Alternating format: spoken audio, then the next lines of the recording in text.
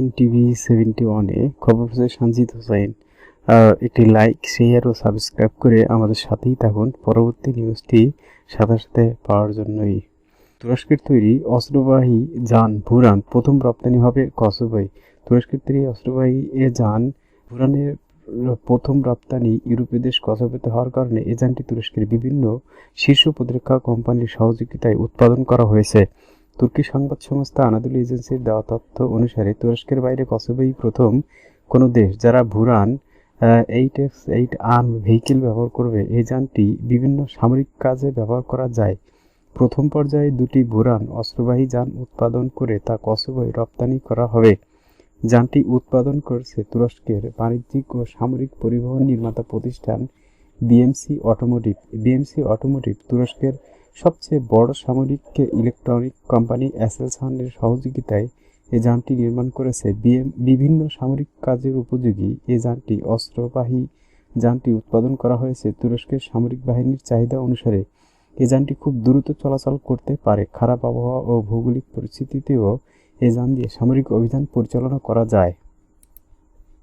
Caspian সাগরে বিস্ফোরণ ও আগুনের কারণ আগ্নেয়গিরির অগ্নি উৎপাত। আজারবাইজান প্রতিষ্ঠানটির মুখপাত্র ইব্রাহিম আহমদ বলেছেন, কাস্পিয়ান সাগরের জনমানবহীন একটি দ্বীপে আগ্নেয়গিরির অগ্নি উৎপাতের ঘটনা ঘটেছে বলে তাদের প্রতিষ্ঠানের কয়েকজন কর্মী জানিয়েছে। এ বিষয়ে নিশ্চিত হতে তদন্ত চলছে। আজ সকাল পর্যন্ত ওই এলাকায় আগুন জ্বলতে দেখা যায়। কাস্পিয়ান সাগরে রোববারের বিস্ফোরণের ঘটনায় কোনো হতাহতের খবর পাওয়া যায়নি। প্রথমে ধারণা করা হচ্ছিল হয়তো গ্যাস অথবা তেলের খনিতে বিস্ফোরণের ঘটনা ঘটেছে, কিন্তু তেল ও গ্যাসের খনি সুরক্ষিত আছে। এটি নিশ্চিত হওয়ার পর বিশেষজ্ঞরা ধারণা করতে থাকেন সম্ভবত একটি মাড ভলক্যানো অর্থাৎ ছোট আগ্নেয়গিরি জেগে উঠেছে। পরে আজারবাইজানের প্রশাসনের পক্ষ থেকে জানানো হয় খনিতে কোনো বিস্ফোরণ হয়নি। আজারবাইজান আবহাওয়া দপ্তর জানায় ভূপৃষ্ঠে বেশ কিছু মাড ভলক্যানো বা ছোট আগ্নেয়গিরি আছে। সেখানে অগ্নুৎপাতের সময় প্রথমে বিস্ফোরণ হয়, তারপর লাভার সঙ্গে কাদা বের হতে শুরু করে। সমুদ্র পৃষ্ঠেও এ ধরনের আগ্নেয়গিরি আছে। কাস্পিয়ান সাগর অঞ্চলে এর সংখ্যা অনেক। তেমনি একটি আগ্নেয়গিরি থেকে অগ্নুৎপাত শুরু হয়েছে, বিস্ফোরণও হয়েছে সেখানেই। এর আগে মেক্সিকো উপসাগরে সমুদ্রের মাঝখানে দাউ দাউ করে আগুন জ্বলতে দেখা যায়। সেই আগুন 5 ঘন্টারও বেশি সময় চেষ্টার পর নেভানো সম্ভব হয়।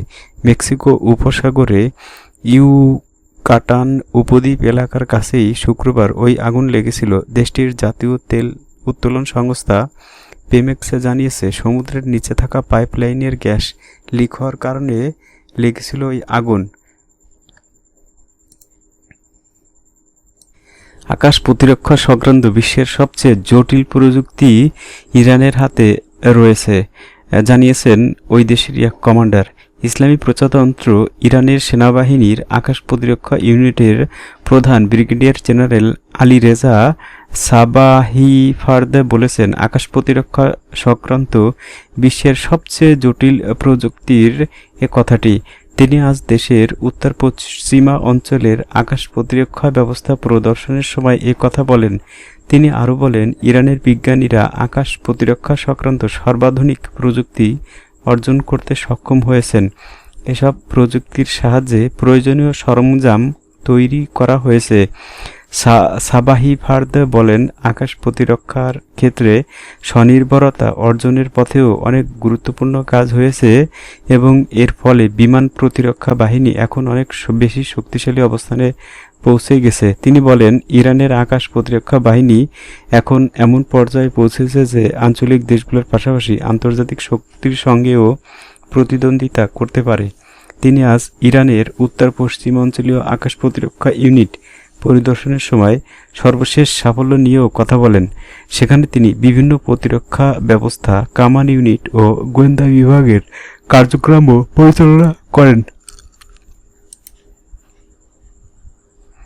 ইরানের নির্বাচিত প্রেসিডেন্ট ইব্রাহিম রাইসি বলেছেন, প্রতিবেশী দেশ আফগানিস্তানের নিরাপত্তা শুধুমাত্র সে দেশের জনগণের মাধ্যমে নিশ্চিত হতে হবে।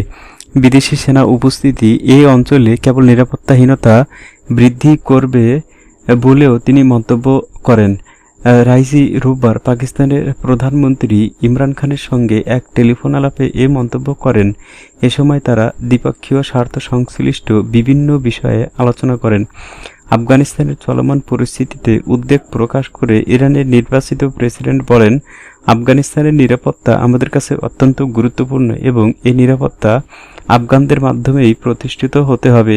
আঞ্চলিক সার্বিক নিরাপত্তা এ অঞ্চলের সবগুলো দেশের মধ্যে সহযোগিতার মাধ্যমে গড়ে উঠতে পারে উল্লেখ করে রাইসি বলেন, বহিঃশক্তিগুলো নিরাপত্তা প্রতিষ্ঠার অজুহাতে সেনা মোতায়েন করলেও তারা নিরাপত্তাহীনতা ও প্রাতিষ্ঠানিক অস্থিতিশীলতা ছাড়া আর কিছু দিতে পারেনি। সাম্প্রতিক সময়ে আফগানিস্তানের নিরাপত্তা বাহিনী ও তালেবানের মধ্যে সারা দেশে সংঘর্ষ ছড়িয়ে পড়েছে। দেশটির মোট 400 জেলার মধ্যে অন্তত 100 জেলা দখল করার দাবি করেছে তালেবান। কোনো পর্যবেক্ষক এ আশঙ্কা প্রকাশ করেছেন যে তালেবান আবার আফগান সরকারের পতন ঘটাতে পারে। প্রায় 2 দশকের যুদ্ধ ও দখলদারিত্বের অবসান ঘটিয়ে আফগানিস্তান থেকে যখন বিদেশি সেনা প্রত্যাহারের প্রক্রিয়া চলছে, তখন দেশটিতে তালেবান তাদের শক্তিমত্তা দেখাতে শুরু করেছে। টেলিফোন আলাপে পাক প্রধানমন্ত্রী ইমরান খান আফগানিস্তানের চলমান অস্থিতিশীল পরিস্থিতিতে উদ্বেগ প্রকাশ করেন। কূটনীতিকে আফগান সংকট সমাধানের শ্রেষ্ঠ উপায় হিসেবে বর্ণনা করে ইমরান খান বলেন, বর্তমান পরিস্থিতিতে কূটনীতি বা সংলাপ সহজ হবে বলে মনে হয় না। তিনি ইরানের নির্বাচিত প্রেসিডেন্ট রাইসির সঙ্গে অচিরেই সাক্ষাৎ করার আগ্রহ প্রকাশ করেন। উৎপাদন 20 লাখ ব্যারেল বাড়াতে পারলে আয় বাড়বে $2000 বিলিয়ন। ইরানের তেল উৎপাদন দৈনিক 2 লাখ ব্যারেল বাড়াতে পারলে দেশের আয় $2000 বিলিয়ন বাড়বে বলে খবর দিয়েছেন ইরানের তেলমন্ত্রী বিজান নামজার জাঙ্গানে। তিনি রোববার বার্তা সংস্থা ইরনাকে দেওয়া সাক্ষাৎকারে বলেছেন, আমরা খুব সহজে দৈনিক 60 লাখ ব্যারেল তেল উৎপাদন করতে পারি, যা দেশের জন্য $2000 বিলিয়ন অতিরিক্ত বৈদেশিক মুদ্রা এনে দিতে পারবে। জাঙ্গানে বলেন, ফার্সি 1420 সাল নাগাদ ইরানের পক্ষে প্রায় 30 বিলিয়ন ব্যারেল তেল রপ্তানি করা সম্ভব, যার অর্থ অতিরিক্ত $2000 বিলিয়ন বৈদেশিক মুদ্রা আয়। ইরানের তেলমন্ত্রী বলেন, এই আয় দিয়ে আমরা প্রযুক্তিগত দিক দিয়ে নতুন যুগে প্রবেশ করব। আমাদের জিডিপি বৃদ্ধি পাবে এবং মাথাপিছু আয়ও বেড়ে যাবে।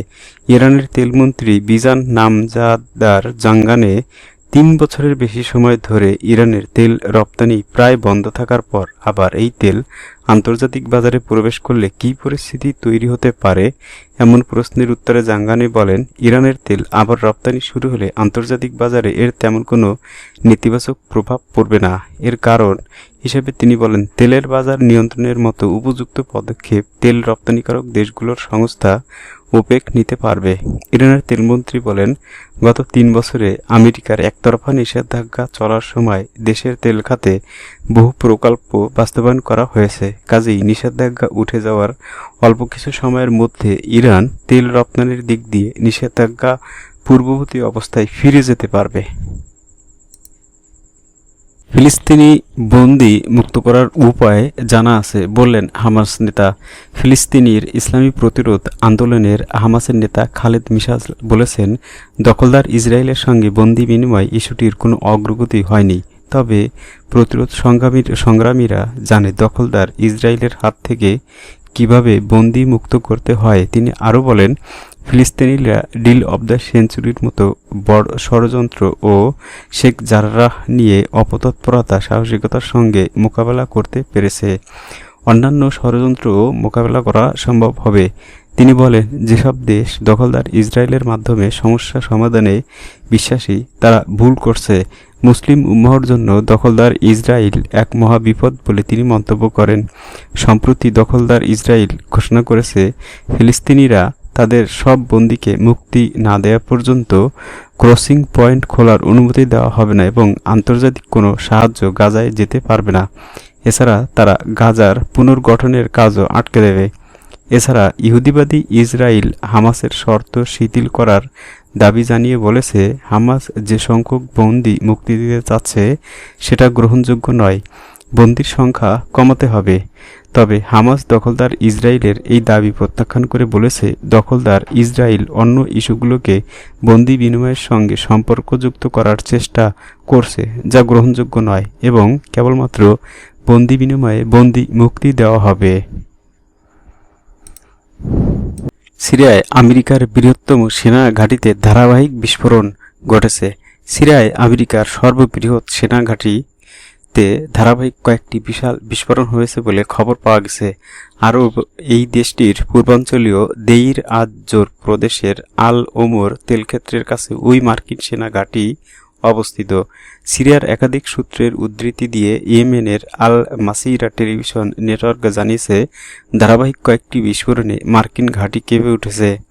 মার্কিন ঘাঁটিতে দুটি রকেট আঘাত হেনেছে। লন্ডন ভিত্তিক কথিত মানবাধিকার পর্যবেক্ষক সংস্থা Syrian observatory for human rights Saudi আরবের সরকারি নিউজ চ্যানেল আল আরাবিয়া টিভিকে বলেছে, তেলক্ষেত্রটিতে একাধিক রকেট আঘাত হেনেছে। সিরিয়ায় অবস্থানরত মার্কিন সমর্থিত কুর্দি সশস্ত্র গোষ্ঠী এসডিএফ এর গণমাধ্যম শাখার প্রধান ফরহাদ শামির উদ্ধৃতি দিয়ে রাশিয়ার নিউজ চ্যানেল রাশা টুডে জানিয়েছে, তেলক্ষেত্রটির পশ্চিম প্রান্তে দুটি রকেট আঘাত হেনেছে। তবে অন্যান্য সূত্র বলেছে, তেলক্ষেত্রটির কাছে মোতায়েন বিদেশি সেনাদের প্রশিক্ষণ চলার সময় ওই বিস্ফোরণ ঘটেছে। এসব বিস্ফোরণে কেউ হতাহত হয়েছে কিনা তা জানা যায়নি। 2014 সালে উগ্র জঙ্গি গোষ্ঠী আইএসের বিরুদ্ধে যুদ্ধ করার অজুহাতে সিরিয়া ও ইরাকে অবৈধভাবে সেনা মোতায়েন করে আমেরিকা, কিন্তু নির্ভরযোগ্য বিভিন্ন সূত্র এবং দুই দেশের কর্মকর্তাদের বরাত দিয়ে গণমাধ্যমে এ খবর প্রকাশিত হয়েছে যে, ইরানের সহযোগিতায় সিরিয়া ও ইরাকের সেনাবাহিনী যখন আইএস জঙ্গিদের বিরুদ্ধে সাঁড়াশি অভিযান চালাচ্ছিল, তখন এসব জঙ্গিকে নিরাপদ স্থানে সরিয়ে নিতে ভূমিকা পালন করেছে মার্কিন সেনারা। সিরিয়া সরকারের অনুমতি বা জাতিসংঘের অনুমোদন ছাড়াই দেশটিতে জোর করে সেনা মোতায়েন করে রেখেছে আমেরিকা। ইরাকে মার্কিন সেনাবাহিনীর লজিস্টিক ইকুইপমেন্ট বহনকারী গাড়িবহরে হামলা। আজ সোমবার ইরাকের সাবমেরিন টিভি চ্যানেল জানিয়েছে, বাগদাদ প্রদেশের সারিয়স শায়লা পার হওয়ার সময় মার্কিন বাহিনীর লজিস্টিক ইকুইপমেন্ট বহনকারী গাড়িবহরে বোমা বিস্ফোরণের শিকার হয়। আগে থেকেই কে বা কারা রাস্তায় বোমা পুঁতে রেখেছিল, এর ফলে বেশ ক্ষয়ক্ষতি হয়েছে। এর আগে গতকাল বিকেলে বাগদাদ প্রদেশে আরও একটি মার্কিন গাড়িবহরে হামলা হয়। তবে এখন পর্যন্ত এসব হামলার বিষয়ে কোনো প্রতিক্রিয়া দেখায়নি আমেরিকা। কোনো ব্যক্তি বা সংগঠনও এর দায় স্বীকার করেনি। ইরাকে অবস্থিত মার্কিন সামরিক ঘাঁটি ও সামরিক বহরে হামলার ঘটনা সম্প্রতি বেড়েছে। ইরাকের জনগণ ও রাজনৈতিক দলগুলো সেদেশে মার্কিন সেনা উপস্থিতির বিরোধিতা করছে। তারা সেদেশ থেকে অবিলম্বে মার্কিন সেনা প্রত্যাহার চায়। এর আগে ইরাকের সংসদ মার্কিন সেনা বহিষ্কারের বিষয়ে একটি বিল অনুমোদন করেছে। ইরাকের সাবেক প্রধানমন্ত্রী ও রাজনীতিবিদ নুরি আল মালিকি সম্প্রতি ঘোষণা করেছেন, সেদেশে বিদেশি সেনাদের কোনো প্রয়োজন নেই। ইরাকে তৎপর জঙ্গি গোষ্ঠীগুলোর প্রতি মার্কিন বাহিনী সমর্থন ও সহযোগিতা দিয়ে থাকে বলে অভিযোগ রয়েছে। কাপুরুষতা, সহিংসতা ও হত্যা গডসের হিন্দুত্ববাদী ভাবনার এক অভিন্ন অঙ্গ। ওআইসি আরএসএস প্রধান মোহন ভাগবতের সাম্প্রতিক এক মন্তব্যের পরিপ্রেক্ষিতে পাল্টা জবাবে ওআইসি আজ সোমবার সামাজিক যোগাযোগ মাধ্যম টুইটারের বার্তায় ওই মন্তব্য করেন। ভারতের জাতির জনক গান্ধীজিকে হত্যা করেছিল উগ্র হিন্দুত্ববাদী মতাদর্শের নাথুরাম গডসে। গতকাল রোববার আরএসএস প্রধান মোহন ভাগবত এক অনুষ্ঠানে বলেছিলেন যে, বা যারা গোরক্ষার দোহাই দিয়ে গণরোষ তৈরি করে কাউকে কাউকে আক্রমণ করেছে, তারা হিন্দুত্বের বিরোধী। মোহন ভাগবতের মধ্যে গরু একটি পবিত্র প্রাণী, কিন্তু গোরক্ষার কারণে যারা গণরোষ তৈরি করে অন্যকে আক্রমণ করছে, তারা হিন্দুত্ব থেকে বিচ্যুত হচ্ছেন। এ প্রসঙ্গে মিম প্রধান ব্যারিস্টার আসাদুদ্দিন ওয়াইসি বলেন, আলিমুদ্দিনের হত্যাকারীকে কেন্দ্রীয় মন্ত্রী ফুলের মালা পরিয়ে দেন।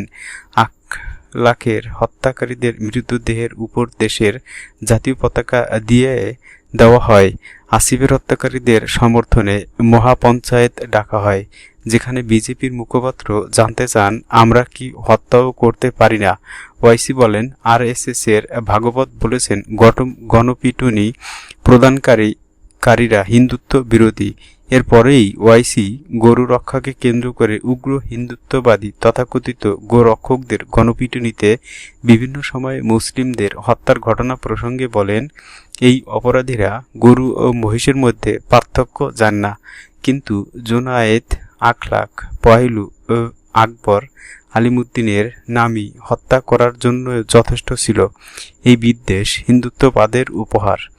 এই অপরাধীদের হিন্দুত্ববাদী সরকারের শক্তিশালী আশ্রয় রয়েছে। এ প্রসঙ্গে ভারতের প্রধান বিরোধী দল কংগ্রেসের সিনিয়র নেতা ও দলটির সাধারণ সম্পাদক দিগ্বিজয় সিং আরএসএস প্রধান মোহন ভাগবতের উদ্দেশ্যে বলেন, মোহন ভাগবতজি, আপনি আপনার শিষ্য, প্রচারক, বিশ্ব হিন্দু পরিষদ, ভজরঙ্গ দলের নেতাকর্মীদেরও এই ধারণা দেবেন। আপনি কি এই শিক্ষা মোদি, শাহজি এবং বিজেপির মুখ্যমন্ত্রীকেও দেবেন? আপনি যদি আপনার রক্ত করা মতামতের সাথে সত্যবাদী হন, তবে বিজেপিতে সেই সমস্ত নেতাদের অবিলম্বে তাদের পদ থেকে অপসারণ করার নির্দেশ দেন, যারা নিরপরাধ মুসলিমদের উপর অত্যাচার চালিয়েছে। মধ্যপ্রদেশের সাবেক মুখ্যমন্ত্রী দিগ্বিজয় সিং আরও বলেন, নরেন্দ্র মোদী এবং যোগী আদিত্যনাথ দিয়ে শুরু করুন। আমি জানি আপনি তা করবেন না, কারণ আপনার কথা এবং কাজের মধ্যে পার্থক্য রয়েছে। আপনি ঠিকই বলেছেন যে আমরা প্রথম ভারতীয়, কিন্তু হুজুর, প্রথমে আপনার শিষ্যদের প্রথমে তা বুঝান। তারা আমাকে বহুবার পাকিস্তানে যাওয়ার পরামর্শ দিয়েছে। রাফাল থেকে কোভ্যাক্সিন দুর্নীতির জোড়া ফলায় বিপর্যস্ত মোদী সরকার। মোদী সরকারের আমলে 36টি রাফাল কিনতে 59,000 কোটি টাকার যে চুক্তি হয়েছে, তাতে মূলত দুর্নীতি ও ঘুষের অভিযোগে ফ্রান্সে তদন্ত শুরু হয়েছে। ব্রাজিলে অবশ্য 2 কোটি ডোজ কোভ্যাক্সিন কেনার চুক্তিতেও কোনো আর্থিক লেনদেনের আগেই দুর্নীতির অভিযোগ উঠে গিয়েছে। সেখানে বিরোধীদের অভিযোগ, কোভ্যাক্সিন ব্রাজিলে ছাড়পত্র পাওয়ার আগেই $30 কোটি ওই চুক্তি করে ফেলেছিল প্রেসিডেন্ট জাইর বোলসোনারোর প্রশাসন। কেন ফাইজারের থেকে বেশি দামে এবং তাও ছাড়পত্র পাওয়ার আগে বোলসোনারো প্রশাসন কোভ্যাক্সিন কিনতে অত উৎসাহী হয়ে পড়েছিল, তা নিয়ে নিশ্চয়ই প্রশ্ন উঠেছে। সাম্বার দেশে চাপের মুখে চুক্তি বাতিল হয়েছে ঠিকই, কিন্তু সেখানে দুর্নীতি, ঘুষ, টাকার লেনদেন ছিল কিনা তা তদন্ত শুরু হয়েছে। ভারত বায়োটেকের দাবি নিয়ম মেনেই চুক্তি হয়েছিল, কিন্তু এ বিষয়েও মোদী সরকারের জবাবদিহি চাইছে কংগ্রেস। মুখপাত্র সুপ্রিয়া শ্রীনিতের বক্তব্য, শুধু বেসরকারি সংস্থা ভারত বায়োটেক নয়, সরকারি প্রতিষ্ঠান আইসিএমআর ও টিকা কোভ্যাক্সিন তৈরিতে অর্থ ঢেলেছে। ফলে করদাতাদের টাকা এখানে জড়িত। তা কাজে লাগিয়ে মুনাফা লোটা হচ্ছে কিনা তা তদন্ত দরকার। সরকারকেও মুখ খুলতে হবে। রাফাল নিয়ে কংগ্রেসের আরেক মুখপাত্র পবন খেরার প্রশ্ন, ফ্রান্সে তদন্ত হচ্ছে, কিন্তু ভারতে রাফাল কেনার জন্য করদাতাদের টাকা খরচ হয়েছে, তাহলে এদেশ কেন তদন্ত হবে না? রাফাল চুক্তিতে শিল্পপতি অনিল আম্বানির সংস্থাকে বরাত পাইয়ে দেওয়া হয়েছিল বলে অভিযোগ। খেরার প্রশ্ন, দেশের নিরাপত্তা নিয়ে বাগাড়ম্বর করা প্রধানমন্ত্রী নরেন্দ্র মোদীকে কেন নিজের শিল্পপতি বন্ধুদের ফায়দা পাইয়ে দেওয়ার সময়ে জাতীয় নিরাপত্তার স্বার্থকে গুরুত্ব দেন না? এ বিষয়ে সংসদে কংগ্রেস সরব হবে বুঝিয়ে আজ রাজ্যসভায় বিরোধী দলনেতা মল্লিকার্জুন খড়গে জেপিসি তদন্তের দাবি জানিয়েছেন। এই তোপের মুখে মোদী সরকার এখনও প্রায় নট। বিজেপি মুখপাত্ররা রাহুলকে পাল্টা আক্রমণ করছেন, কিন্তু সরকারের কেউ আপাতত মুখ না খোলার নীতি নিয়েছেন। বিজেপি সাংসদ রাকেশ সিনহার অভিযোগ, রাহুল গান্ধী তথা কংগ্রেস নেতৃত্ব প্রধানমন্ত্রী মোদী এবং দেশের অপমান করছেন।